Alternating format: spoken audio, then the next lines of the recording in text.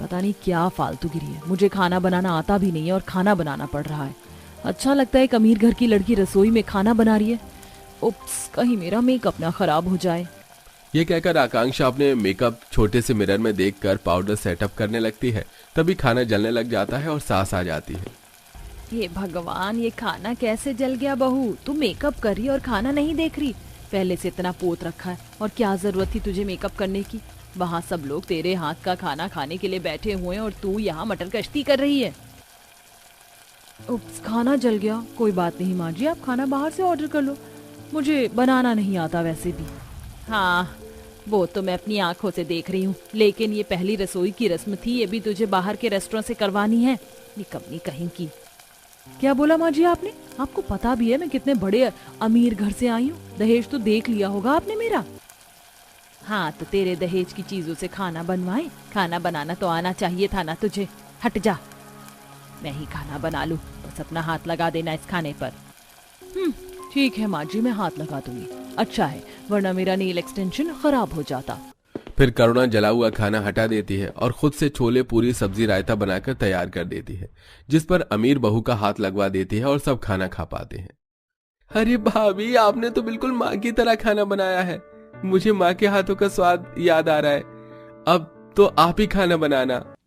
अगर तेरी भाभी खाना बनाएगी ना, तब तो मुझे सिर्फ जला हुआ और बेस्वाद खाना मिलेगा। ये सारा खाना तेरी माँ ने ही बनाया है।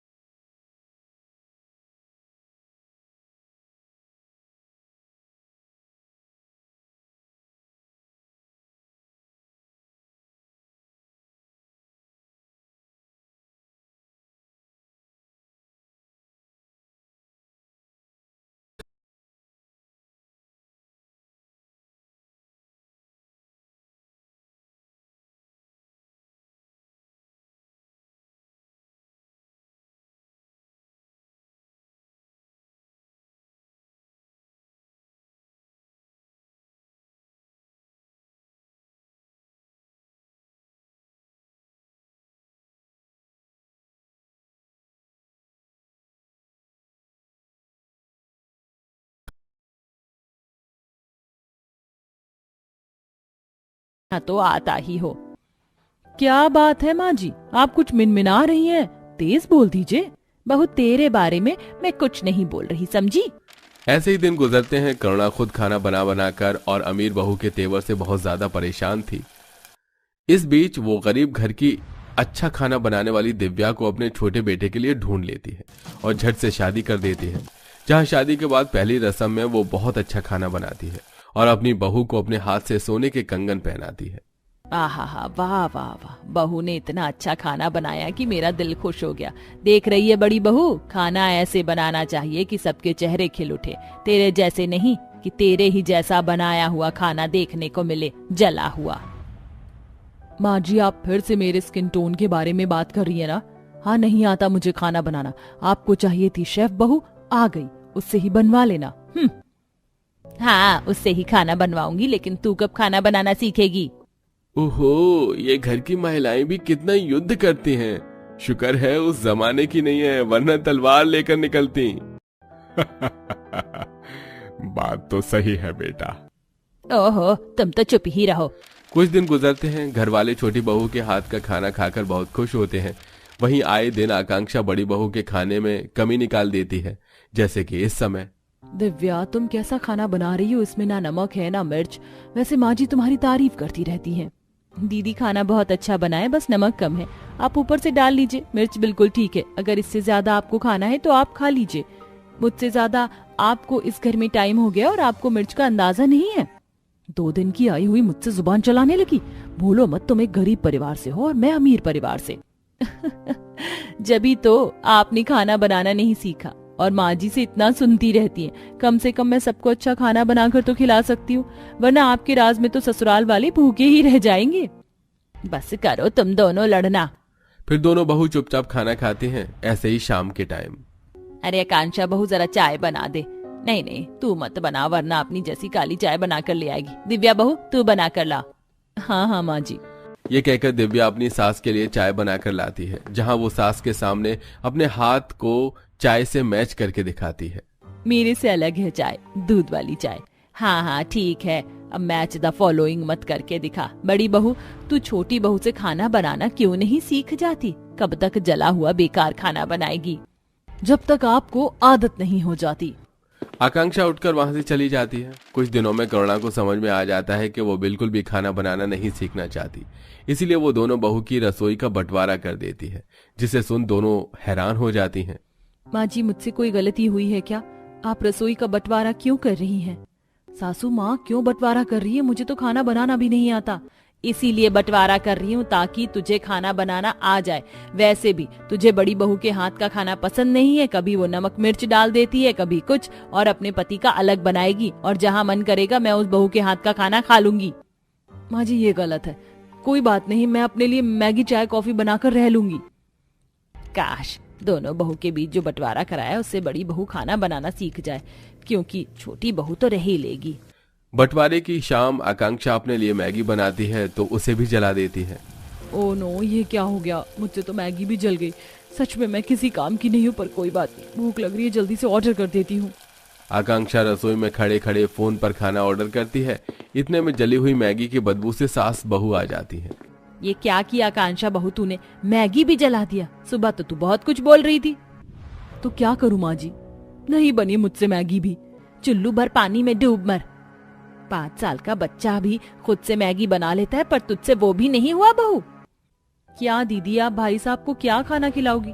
कोई बात नहीं, मैं खाना बना दूंगी। नहीं बहू, मैंने बंटवारा इसलिए नहीं किया कि तू ही खाना बनाएगी, तभी आकांक्षा खुद अपने पति को खाना बनाकर देना चाहे जैसे भी दे। बंटवारे का मतलब यही है कि अलग अलग खाना खाना होगा आपसे। ठीक है माँ जी। फिर दिव्या अपने बंटवारे की तरफ खाना बनाना शुरू करती है और आकांक्षा गुस्से से मुंह फुलाकर कमरे में चली जाती है और उसके ऑर्डर किए खाने को ही दोनों पति पत्नी खाना खाते हैं। सुमित बिल्कुल भी बाहर का खाना खाकर खुश नहीं होता। मजबूरन कभी ड्राई फ्रूट्स तो कभी दूध पीकर ऑफिस चला जाता है। बंटवारे के दौरान आकांक्षा कभी खाना जलाती तो कभी खुद भी भूखे पेट रहती। वहीं दिव्या अच्छा अच्छा खाना बनाकर परिवार को खिलाती है, जिससे आकांक्षा का भी जी ललचाता है। ठीक है, इतने छोले भटूरे बनाए हैं, मैं भी छोले भटूरे बनाऊंगी। हाँ, क्या करना था, कुकर में छोले रखने थे। बनाती हूँ टेस्टी से छोले भटूरे, माँ जी को भी फक्र होगा। ये कहकर आकांक्षा कुकर में छोले उबालने के लिए रखती है और हेडफोन लगाकर साइड में मैगजीन देखने लगती है। आधे घंटे में काफी ज्यादा सीटी आ जाती है और इतने में रसोई में सांस आ जाती है कि कुकर फट जाता है, जिससे छोले और कुकर का ढक्कन हवा में उड़ जाता है। खुशकिस्मती से दोनों बच जाते हैं, पर डरे हुए भी थे। तभी छोटी बहू आती है। क्या हुआ माँ जी? जेठानी जी, आप दोनों ठीक तो हैं? ये अचानक से आवाज, हे भगवान, ये कुकर कैसे फट गया?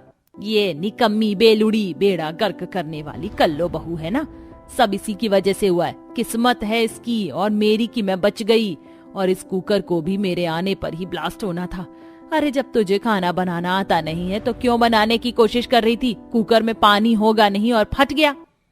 माँ जी, मैं देवरानी को देखकर छोले भटूरे बनाने की कोशिश कर रही थी। मेरा भी मन कर रहा था अच्छा खाना बनाने का, पर मुझे नहीं पता था कि कुकर फट जाएगा। तुझे पता है, आज कुछ भी हो सकता था, इसीलिए कह रही हूँ कि छोटी बहू से खाना बनाना सीख ले। अरे अगर कल को वो और हम सब घर वाले यहाँ नहीं हुए, रेस्टोरेंट भी बंद रहा, तो तू कैसे खाना खाएगी? थोड़ा तो खाना बनाना सीख ले, चाहे दाल चावल ही सही। मुझसे गलती हो गई माँ जी, पर अब से मैं खाना बनाना जरूर सीखूंगी। दिव्या, तुम मुझे सिखाओगी ना? हाँ दीदी, जरूर। अपने घमंड को छोड़ आकांक्षा अपनी देवरानी से खाना बनाना सीखती है, जिसके बाद खुद से खाना बनाकर घर वालों को खुश रखती है और करुणा बंटवारे को भी खत्म कर देती है। मेरी अमीर और गरीब दोनों ही बेटी की शादी की सालगिरह है। अब एक के घर जाऊं और एक के घर नहीं तो अच्छा थोड़ी ना लगेगा। मैं अपनी दोनों बेटी दामाद के लिए अपने हाथों का बनाया हुआ ड्रेस ले जाऊंगी, बस उन्हें पसंद आ जाए मेरा गिफ्ट। पर मेरी अमीर बेटी ने मुझे बुलाया नहीं है, उसने ऐसा क्यों किया होगा? अरे काम बहुत है, भूल गई होगी। अपनी दोनों बेटी की सालगिरह के लिए पार्वती बहुत खुश हो रही थी, पर ऐसा भी क्या था कि एक बेटी ने अपनी माँ को इनवाइट ही नहीं किया था और पार्वती को ऐसा लग रहा था कि काम में बिजी होने की वजह से भूल गई होगी। इन्हीं सब कश्मकश को जानने के लिए हमें कहानी में थोड़ा पीछे चलना पड़ेगा। मैं आज बहुत खुश हूँ। एक ही जगह मेरी दोनों बेटी का रिश्ता जो लग गया है। अब तुम दोनों बहनें एक ही मोहल्ले में रहोगी। पर माँ, तुम तो जानती हो ना, मुझे अपनों से दूर रहना था। दीदी, अपनों से दूर नहीं, अपनों के पास रहा जाता है। अरे तुम दोनों बहन फिर से शुरू मत हो जाना। अच्छा, अब जल्दी से मुझे ये बताओ कि तुम्हें अपनी शादी के लिए कैसा लहंगा बनवाना है, क्योंकि तुम्हारी शादी की सारी तैयारी तो मुझ बुढ़िया को अकेले ही करनी है। माँ, तुम चिंता मत करो, तुम्हारी बेटी इतनी भी बुरी नहीं है। हम भी हैं, हम भी नौकरी कर रहे हैं। आपको शादी के कपड़े बनाने की कोई जरूरत नहीं है। पार्वती अपनी दोनों बेटियों की शादी से बहुत खुश थी, तो वहीं दोनों बहन भी शादी में अपनी माँ की पूरी मदद करती हैं। देखते ही देखते बहुत जल्द दोनों बहन की शादी हो जाती है और वो दोनों एक ही मोहल्ले में अलग अलग घर की बहू बनती हैं। क्योंकि दोनों ही बहन मिडिल क्लास से थीं और उन दोनों के ही पति दोस्त थे, तो उन दोनों के बीच का प्यार भी बना रहता है। ऐसे ही एक दिन कविता, तू सही कहती थी।